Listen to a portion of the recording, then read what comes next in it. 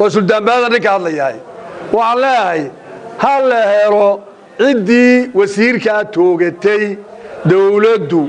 يا أمنية يا عد كستا أو أرنتاسي أي قصيصاي وعلاه هل هيرو عدي توجتي هل أوجادو عدي توجتي هل هركانو شرعية وعلاه sidaasaan ku qalcaynaa waqtiga ka dhiiday dhamaantiin wad ku maadsantiin nimanka toogtay iyo nimanka wax ka qaban waaye ee dawladana waxaan leeyahay doqon malafsi baratay iyo geesi milmay way isla miir diidmaan waxa kugu maqan afartiin in dariiqa aad ku gowracdeen daraad wax alla wax idinka gaadhay iyo wax laga qabtay baan midina jirin marka damaca dambe waxa keenay doqonnimadayada war doqma maahan aad ka waajibka iyaga gudanaynaa rasaas dambo dhici doontaana ma jirto tudhab ah oo inuu iskala hortagno mooyaan waana isdaqaana waxaan ay sultaankii guud ee beelaha aadayoonis sultaan ciise sultaan cabdilaahi sultaan cumar adeer bancadka beebeeyadii waan isgaranaynaa iyo wixiina soo kala maray kuwii u baanay wuxuu ku soo celiyay xisbiyo madaxweyne daahir wuu fuliyay uu ka saaray beelo kulmiyow beelaad ku soo celisay waan arkaynaa sidaa wax u wado waxa weeye arrinkaasi beelay ku dambayn hadii sharciga loo horkeeni waayo reer bay noqonay reer kama xoog roona waxaan leeyahay arrinka hal la keeno waa la garanayaa lama garan la nin gurci farta taagaaba la arkaa laakiin nin gaari ku weeraray wasiir gurigiisii lagu weerayaa u bixiyay hal la keeno sharciga hal la keeno hal la horkeeno wasiir haddaan qaldanay dib isku dhagaysaad wajaladaadii baldib u dhagayso xilkaad mudan tahay iyo waxaad ku hadashay meesha lagu waa ku garanaynaa adiga meesha lagu toogtay waa jigjiga yar waxaan leenahay si nabadgelyadu u sugnaato xaqiiqda ku hadal baad haddii aad baari weydo dhibicda ay kugu reebayso waad garanaysaa arrintaasi haddii wax laga qaban waayo meelo kale gali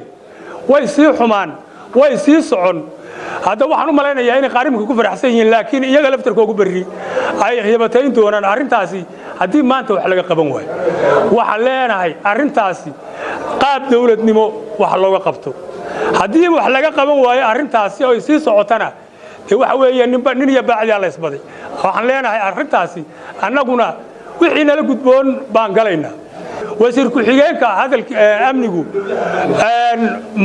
maalintii dhaweyd warkiisa waa ku hadlay laftarkiisa aad baa dhaliil weyn baa ka muuqata waxaan leeyahay karani haday baaqato nin loolay ka guri baa leeyahay nin loole looda u karanta u baabaado u jabta waar hadii hargeysa nabadgeliyo noqon weydo nina guuri maayo reer walba halkiisu deganaan wixii yaraan sheeganaynu baabaabi wixii yaraan sheeganaynay ayuu baabaabi nina guuri maayo waxaan idin leenahay waa in arinta wasiirka la baaro si degdeg la nooga soo qanciyo la tuso beesha makaahil wasiirku ka soo jeedo waxay ku qancaan beesha waa in la tuso ayaan leenahay ninka la yiri wasiirka amnigu yahay ee hadlay ee yiri guriga banaankiisa ka dhacday annagu waxaan u haysanaa inuu ninkaas ka dambeeyay waayo gidaarka ay xabadu ku dhacday baa la arkayaa oo banaanka ka dhacday uu yiri ya waxaan u arkaynaa inuu wasiirkaas ka dambeeyay arrinkaas ha cadeeyo banaanka ka dhacday waxa xabadiyo nool baa dhaxyaal guriga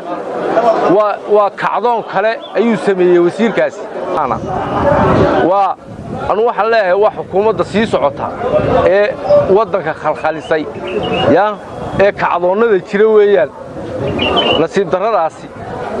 waa xukuumadda jirta maanta aad iyo aad baan uga taxsiideynaya dadweynaha waxa leeyahay istajiya inta falka la inoo helayo cidii ka dambeysay iyo cidii ku lug lahayd waxaan doonayaa inaad istajisaan bismillaahir rahmaanir rahiim maanta waxaan halkan rabnaa inaanu fal cambaarayna dusha uga tuurno falkii arxan darada ahaa ee lagu la kacay wasiirka wasaaradda boosaha iyo isgaarsiinta oo wasiir aad ugu culus gobolada Awdal iyo Salal iyo qaranka Soomaaliland falkaas wuxuu fal la rabay in wasiirka nabadgelyadiisa iyo amnigiisa la khalkhaliyo alxamdulillah wax dhiba oo maanta loo geystay ma jirto oo ciidanka qaranka ilaaladiisa gaarka ayaa difaacay oo aan ugu hambalyeynaa sida geesinimada leh farkii arxan darada lahaa ay iskaga waabiyeen